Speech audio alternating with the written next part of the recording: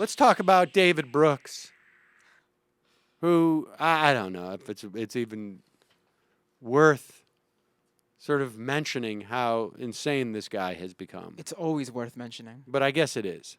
Everyone needs a reminder just in case you're reading it and forget. David Brooks says, though obviously terrifically bright, speaking of Snowden, he could not successfully work his way through the institution of high school. Then he failed to navigate his way through community college. And according to the Washington Post, he has not been a regular presence around his mother's house for years. He also made it clear he wanted to know neighborly relationships. He went to work for Booz Allen Hamilton in the CIA, but he has separated himself from them too.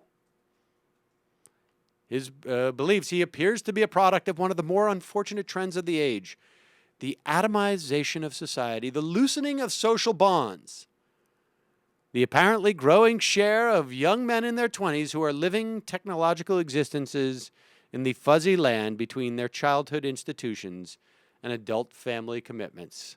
I'm looking at you, Matt.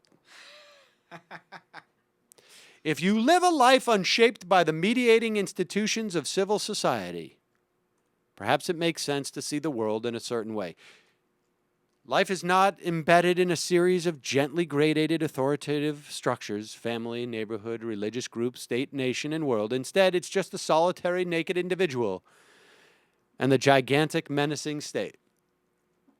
In other words, what Brooks is lamenting here and suggesting is that if Snowden had a wife and a kid, or multiple kids, he wouldn't have the guts to do something like this. Which may be the case. And if that's the case, then David Brooks should go work for the NSA and start to vet everybody who goes and works there. Because he's just discovered something that apparently all of those people who do the vetting at NSA haven't realized. Big Brother's not the only danger facing the country, writes David Brooks. Another is the rising tide of distrust, the corrosive spread of cynicism, the fraying of the social fabric, and the rise of people who are so individualistic in their outlook that they have no real understanding of how to knit others together and look after the common good.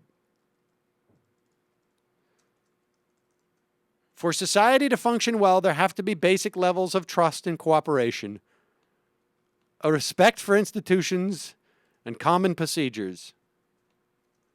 By deciding to unilaterally leak NSA documents, Snowden has betrayed all of it. Now, do you see how twisted this is? We have a secret program that has been authorized by secret law that in this society, we, as constituents of our representatives, cannot know this secret law. We cannot challenge this secret law because it is so secret that we have no ability to access the courts to challenge its constitutionality.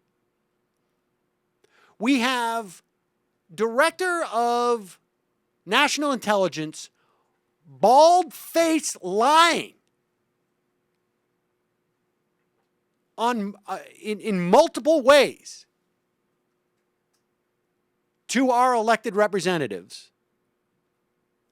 And David Brooks is bemoaning the loss of basic levels of trust and cooperation and respect for institutions and common procedures because this guy showed that the head of intelligence in this country, the director of national intelligence, lied. Outright lied to our elected representatives. He showed that, in fact, we all have standing to go and challenge this in a court of law.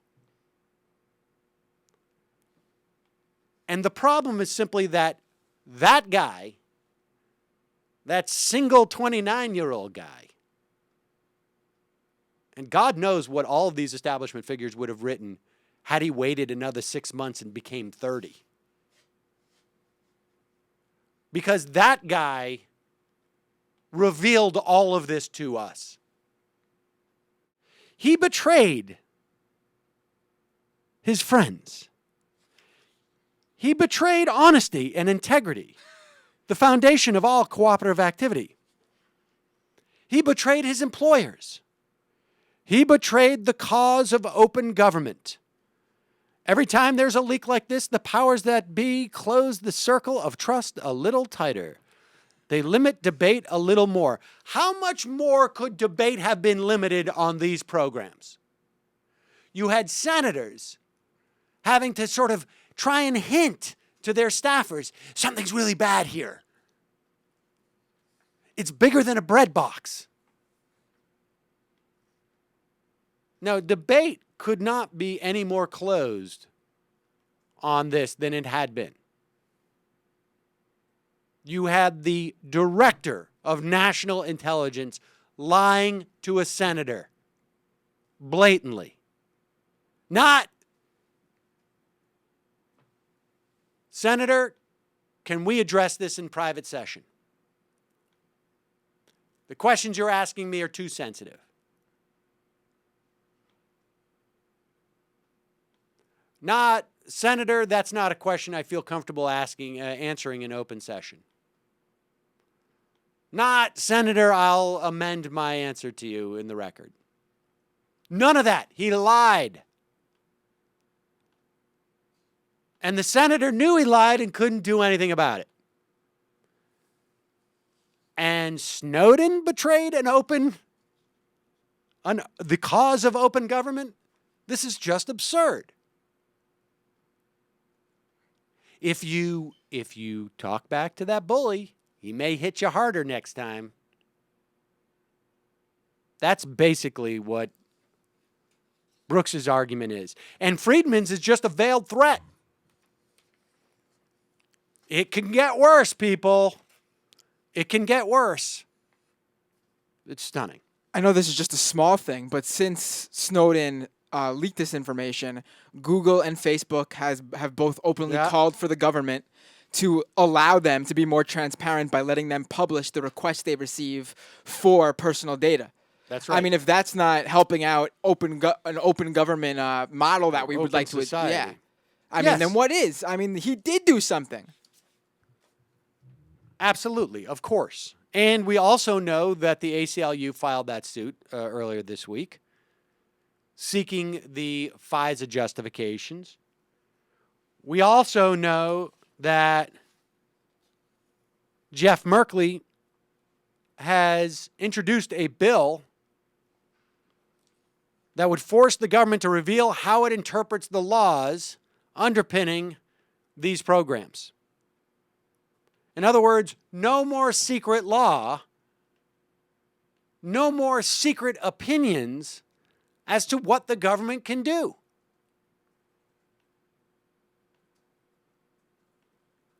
Particularly for something that supposedly everybody was aware was being done.